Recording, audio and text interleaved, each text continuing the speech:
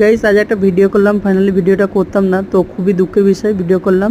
Guys আজ আমরা Hijli beach, মানে যেটা হিজলি সমুদ্র জায়গা বলা হয়, হিজলি বিচে আমরা প্রায় রাত 12টা নাগাদ এসেছিলাম। আসার সময় দেখলাম এক ঠাকুমা অন্ধকারের মধ্যে টর্চ লাইট করে বিচের মধ্যে, মানে বোতল যেগুলো পড়ে আছে না, জলের বোতল, সেই জলের বোতল কুড়োচ্ছে। তো এত রাত্রে এত, মানে আমরা ভালো লাইট জ্বেলে কী বোতল দেখলাম, পাশে গেলাম, দেখলাম এই ঠাকুমা জলের মধ্যে বোতল কুড়োচ্ছে। তো রাত প্রায় 12টা নাগাদ। গাইস আমার বলার বক্তব্য হচ্ছে, এই ঠাকুমার বয়স ম্যাক্সিমাম 80 থেকে 75 হয়তো হবে, সম্ভবত তোমরা বলতে পারো বয়স।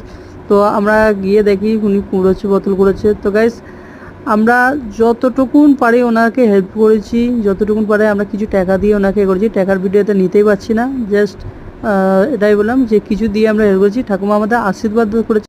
তো গাইস একটাই কথা, ওনার পরিবার থাকতো সত্ত্বেও সবাই আজ মানে তাকে কেউ কেয়ার করে না, এটাই দুঃখের বিষয়। পুরো বীজটা গাইস অন্ধকার, আর কি বলবো, এই জলের মধ্যে উনি এক একটু জলেতে বোতল কুড়োচ্ছে। তো গাইস আজকে ভিডিও এতটুকু নেন, নতুন ভিডিও পাওয়ার জন্য